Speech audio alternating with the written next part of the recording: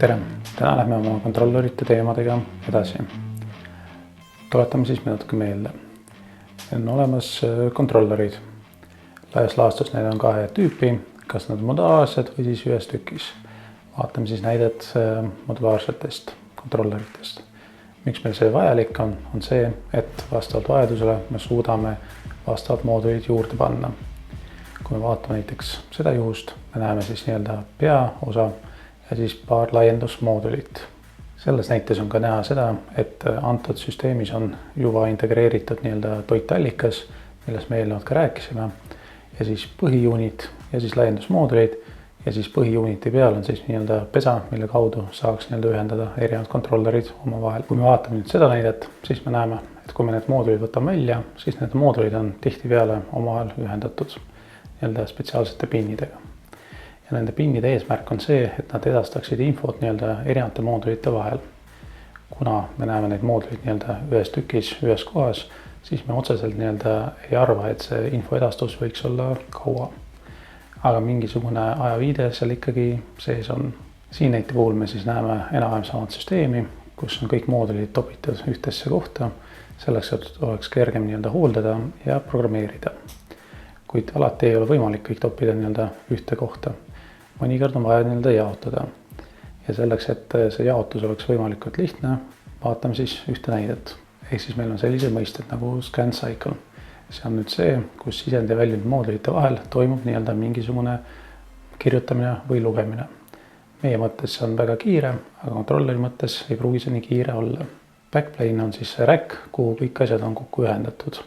Ehk siis see tagumine plaat, kus on moodulid omavahel kokku ühendatud. Siemensi puhul on siis selline mooduli sisse, ehk siis külje peal, ja siis teiste kontrollerite puhul see võib olla tagaküljel. Sõltuvalt siis valmistaja ette nähtud spetsifikatsioonist. Ehk siis vaatame kahte töötsooni. Igas eraldi tsoonis on mingi arv sisendeid väljundeid ja kahe töötsooni vahel on suhteliselt pikk maa, ehk siis näiteks 500 meetrit. Selleks, et me saaks esimesest tsoonist tuua kontrollerisse kõik sisendid väljundid, siis see tähendab, et meil vähemalt peaks iga anduriga täitur olema 500 meetri kauguse kaabliga ühendatud. 500 meetrit see on juba selline pikkus, kus reageerimise aeg võib mõjutada. Ehk siis, kuigi signaal annab signaali välja, läheb paar millisekundit mööda, kui see jõuab siis täiturisse ja siis andurist kontrollerisse. Mõnikord see ei ole probleem, aga tihtipeale ikkagi proovitakse seda vältida. Ehk siis anduri, täituri ja kontrolleri vahemaa ei oleks ülipikk. Teine probleem on see, et kui me hakkame vedama igast esimesest tsoonist teise tsooni mustmiljon kaablit, see tähendab, et kui midagi juhtub, siis on väga raske leida seda probleemi. Näiteks kaabel läks katki või siis mingisugune muu takistus, ehk siis leida see õige kaabel on suhteliselt raske. Ehk siis sama näide, meil on kaks tsooni, esimene tsoon ja teine tsoon. Teises tsoonis asub siis meie peakontroller ja esimesse tsooni me tõime siis sisendväljund mooduleid. Ja meil on põhimõtteliselt vaja need sisendväljund moodulite info edastada põhikontrollerisse. Selleks võime kasutada näiteks ühe paarina andmesidet ja siis see info jõuab põhikontrollerisse ja vastupidi ka. Selle põhieesmärk on see, et kuigi andurid ja täiturid on ühendatud selle moodulisse, see infovahetus toimub ühe kaabli kaudu. Ja selle vea otsimine, kui midagi juhtub üle kaablis, on ülilihtne. Ehk siis lähed ühe kaabli kaupa. Ehk siis siin näites vaatame siis sellised näited. Ehk siis protokolli nimetus on siis Profibus. Profibus on siis selline ühendus, mis on tehtud ühe paariga, spetsiaalse kaabliga, mis ühendab sisendväljund mooduleid. Meil on siis DB, ehk siis detsentraliseeritud süsteem, kus on moodulid laiali jaotatud, näiteks suuremas tehases. Teine variant on siis process automation, ehk siis ühendab erinevaid seadmeid, mis võimaldavad seda muidugi. Ehk siis Profibusis kindlasti peaks olema üks master kuskil süsteemis ja siis mingi arv slave, ehk siis alluvaid. Need on siis ühendatud ühe andmeside protokolliga, tihtipeale roosa või lilla kaabliga. Need kasutavad ühte protokolli, lähevad siis laiendusmoodulisse ja laiendusmoodulisse me ühendame siis täiturit, andurit, mis võimaldavad selle Profibus süsteemi. Ja see võimaldab seda, et meil on jaotatud nii-öelda juhtimine ühes suuremas tehases. Vaatame siis nii-öelda Profibus DB süsteemi. Meil on üks master kuskil nii-öelda peakontoris või peakilbis. Siis sealt jookseb andmeside välja ja siis jookseb mõnda slave'i, ühte või kahte näiteks. Ja siis ühendab ka need seadmed, mis võimaldavad seda protokolli. Me ei saa põhimõtteliselt võtta suvalise anduri täituri ja panna selle paari külge ja loota, et asi töötab. Me peame veenduma, et see andur ja see täitur võimaldab seda protokolli kasutada. Kui seda ei võimalda kasutada, siis me seda süsteemi eriti ühendada ei anna. Ehk siin pildil me näeme siis, kuidas see nii-öelda mahub meie üldse süsteemi. Kõige ülemal on siis interneti protokolliga ühendatud seadmed, ehk siis arvuteid, igasugused nii-öelda tarkvarad ja nii-öelda visualiseerimistarkvara, siis nende vahel on mingisugune switch, mis ühendab siis nii-öelda interneti ja Profineti omavahel kokku. Kindlasti ei tohi unustada, et Profinet ja Profibus on kaks erinevat asja. Profinet ikkagi töötab nii-öelda RJ45 otsikuga ja ta on sellist rohelist värvi tihti peale ja Profibus on nii-öelda lilla värvi. Siis Profinet ühendab erinevaid nii-öelda kontrollerid omavahel ja siis need on nii-öelda suuremad kontrollerid, mis juhivad suuremat protsessi. Siis mingi hetk toimub siis nii-öelda üleminek ja siis gateway, kuhu me saame ühendada nii-öelda erinevaid seadmeid. Näiteks Profibusi PA, nii-öelda sinna saame ühendada mingisuguseid andureid. Siin kindlasti me näeme seda, et peaks vahele toppima mingisuguse nii-öelda katkestaja, ehk siis, et see igaks juhuks, et kui midagi juhtub, siis see signaal ei lõhuks meie põhisüsteemi. Ja siis läbi selle gateway ühendame ka nii-öelda Profibus seadmeid.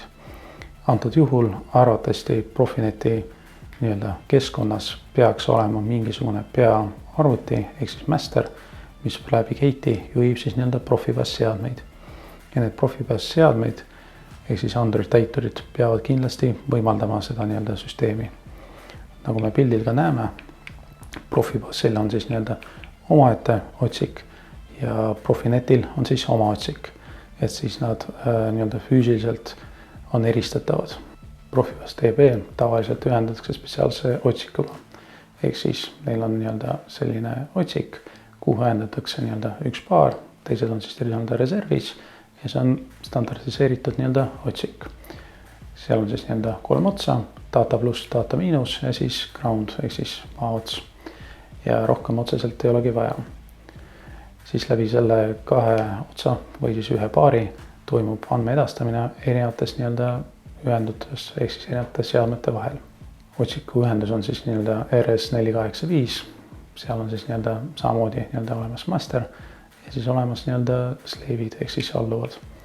Master läheb siis nii-öelda peakontrollerisse või mis on määratud peakontrollerisse ja slave'id siis lähevad nii-öelda alamsüsteemide külge. Siin pildil me näeme siis sellised nii-öelda näite, kus nii-öelda RS232 otsikuga me saaksime ühendada kontrolleri mingisuguse alluvaga, aga tal on nii-öelda piirang pikkusest. Me ei saa neid otsi siis nii-öelda lõpmatasi venitada.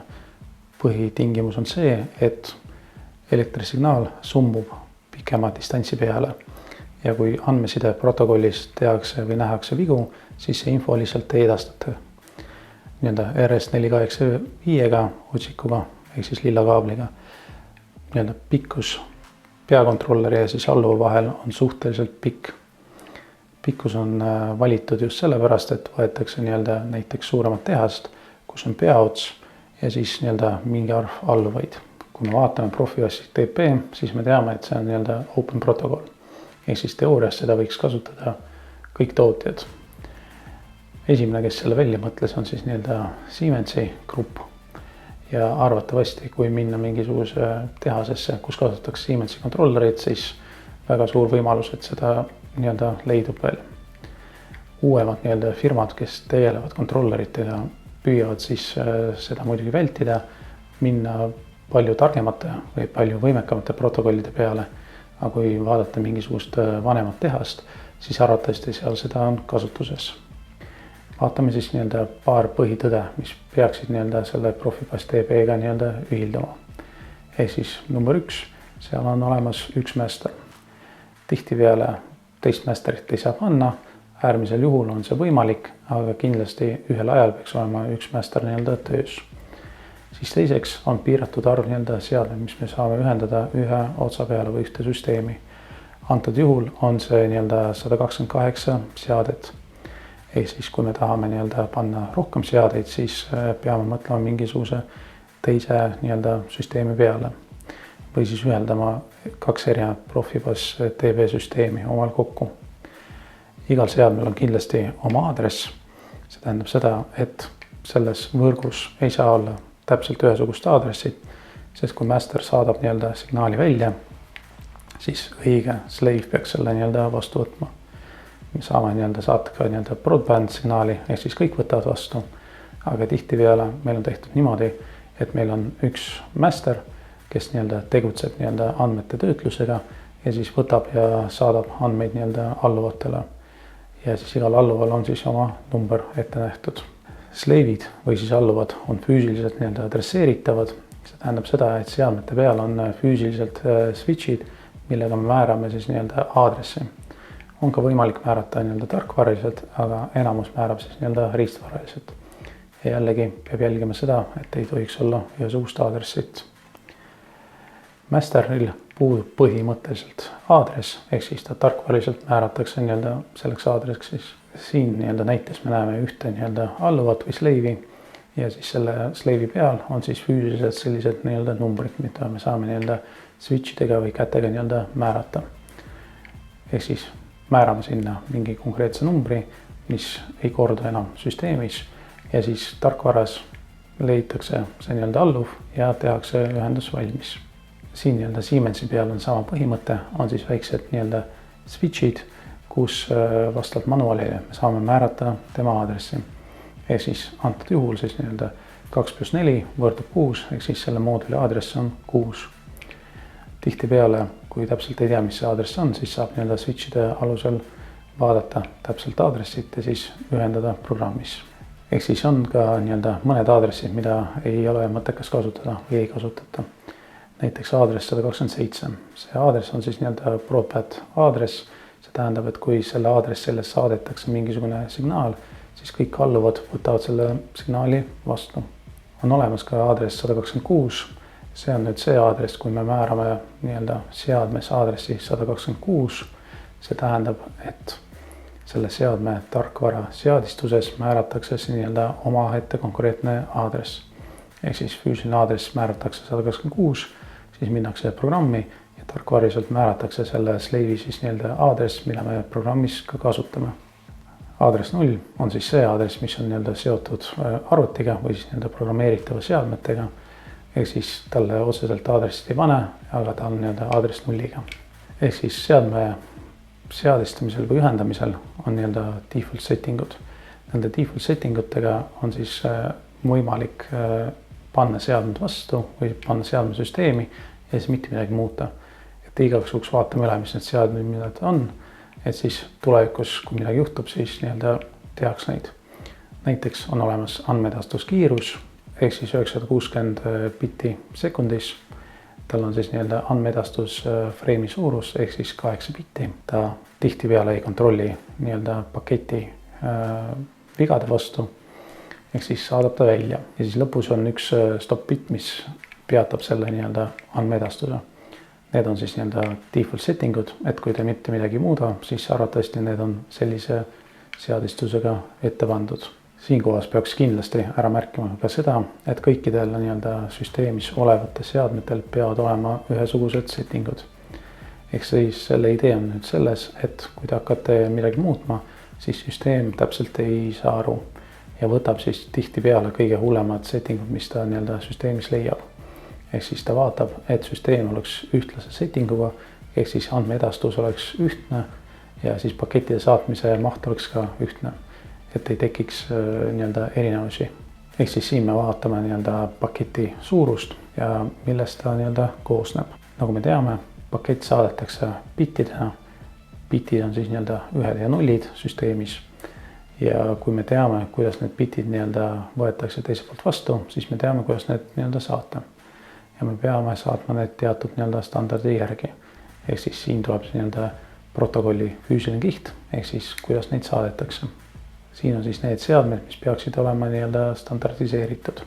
Ehk siis võimalusel võiks neid kasutada. Ehk siis need on need seadmed, mis on vaja muuta eelmisest. Ehk siis 8-bitine andmeedastus, 1 bitt nii-öelda süsteemi kontrolliks, 1 stop-bit. Kindlasti peab märkima ka seda, et bittide arv ja seadistused kõikidel seadmetel peavad olema ühesugused, et me ei saa neid kindlasti eristada. Siin me siis näeme nii-öelda väiksed tabelit, kus nii-öelda märgime ära, mis on siis nii-öelda kiirus ja mis on see vahemaa, ehk siis on suhe. Mida suurem kiirus, seda lühem vahemaa, see on nüüd see loogika. Ehk siis me peame enam-vähem füüsiliselt ära määrama, palju meil siis nii-öelda sleevide vahel ja master sleevide vahel nii-öelda pikkus on. Ja siis vastavalt sellele valima ka kiiruse. Kui me valime näiteks liiga suure kiiruse ja vahemaa on liiga pikk, siis info lihtsalt ei jõua kohale ja süsteem hakkab erroreid andma.